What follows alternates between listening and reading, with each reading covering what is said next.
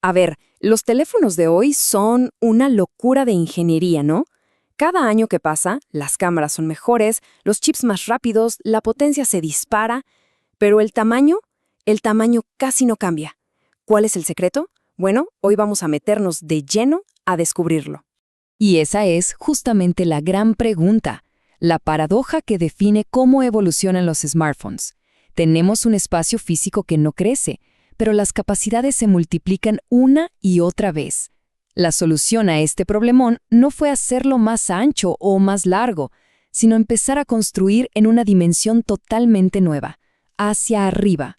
Miren esta comparación, porque de verdad que aclara todo el panorama. A la izquierda, uno de los primeros teléfonos inteligentes. A la derecha, un modelo de alta gama de ahora. Son prácticamente del mismo tamaño, pero la diferencia en poder de procesamiento, en la complejidad de las cámaras, en la batería, es abismal, y esto nos lleva a la pregunta del millón. ¿Dónde meten toda esa tecnología nueva? Ok, para entender cómo lo logran, vamos al primer punto, la paradoja del smartphone. Piénsenlo así. Adentro de cada teléfono, los ingenieros están librando lo que se conoce como una guerra por el espacio. Es una competencia feroz por cada milímetro. Es que adentro hay una batalla campal. La batería quiere ser más grande para durar más. El sistema de cámaras necesita más profundidad para sus lentes.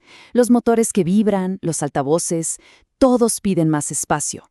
En ese entorno tan apretado, cada milímetro cúbico vale oro. Entonces, ¿cuál fue la solución a esta crisis de espacio? Bueno, los ingenieros cambiaron totalmente el juego. En lugar de tratar de expandirse a lo ancho, decidieron construir a lo alto, creando algo que podemos llamar un sándwich electrónico. Y aquí viene la primera gran revelación. Atención a esto. Lo que a simple vista parece una sola placa de circuito súper densa, en realidad son dos. Fíjense cómo se separan y revelan que una está apilada encima de la otra. Es como si en vez de construir una casa de un solo piso en un terreno grande, hubieran hecho un edificio de 2 pisos, usando la mitad del terreno. A esta técnica se la conoce como placa lógica apilada, aunque entre nosotros la llaman la placa sándwich. La ventaja es brutal. Al apilar los componentes, se libera un montón de espacio horizontal, y ese espacio que se gana se puede usar para otras cosas, como por ejemplo meter una batería mucho más grande. Claro que esta arquitectura de 2 pisos trae un nuevo desafío. ¿Cómo se comunican entre sí? La solución no es tan fácil como tirar un par de cables, Requiere algo mucho más sofisticado. Esta pregunta nos lleva al corazón de esta innovación. La comunicación entre estas dos capas tiene que ser perfecta, instantánea y súper confiable. Y todo, pero todo depende de una pieza que casi nadie conoce, el héroe anónimo de toda esta hazaña.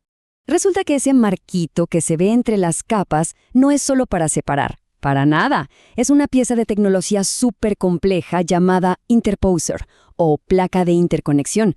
Es básicamente el sistema nervioso del sándwich. Le da estructura, mantiene la distancia exacta y, lo más importante, funciona como un puente con miles de conexiones diminutas que dejan que los 2 pisos hablen entre sí. Y esto nos muestra el nivel de locura de la fabricación. Cuando digo precisión, no exagero. Hablamos de una precisión a nivel de micrón, o sea, una millonésima parte de un metro.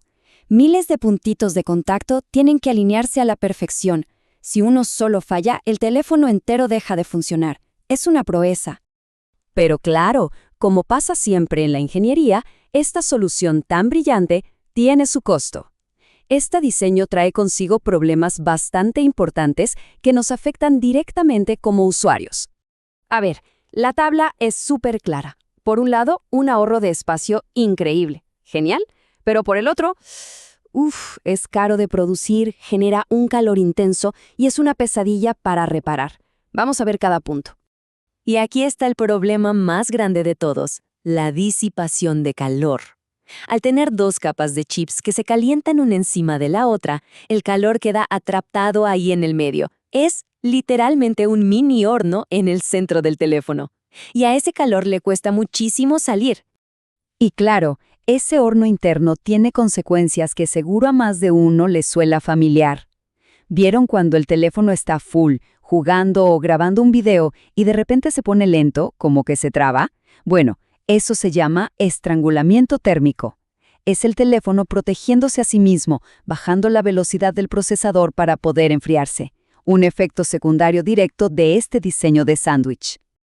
Y después, el tema de las reparaciones. Separar estas capas que están como fusionadas es un proceso súper delicado. Se necesitan herramientas especiales y es muy arriesgado. Para la mayoría de los técnicos, es casi imposible reparar un solo componente de la capa de abajo, lo que le echa más leña al fuego al debate del derecho a reparar. O sea, en plata, para el que lo usa, es un golpe duro. Si se daña algo importante en la placa, la solución casi siempre es cambiar todo el sándwich, lo que puede costar entre el 50 y el 70% de lo que vale un teléfono nuevo. Una locura. Por eso esta tecnología se ve casi solo en los teléfonos más caros. Ok, ya vimos cómo la falta de espacio nos llevó a una solución tridimensional increíble, pero la pregunta es, ¿ya llegamos al límite con esta arquitectura? Miremos un poco hacia adelante. ¿Qué sigue? ¿Será que veremos edificios de 3, 4 pisos de placas? ¿O los problemas de calor y reparación nos van a obligar a buscar otras rutas, como circuitos que se doblan o incluso imprimir los componentes electrónicos en 3D directamente sobre el cuerpo del teléfono? El futuro de esto es fascinante. Al final, todo esto nos hace ver a los teléfonos de otra manera, ¿no? No son solo aparatos, son milagros de arquitectura en miniatura. Y te deja pensando, ¿qué otras maravillas de la ingeniería estarán ahí, escondidas a plena vista en las cosas que usamos todos los días?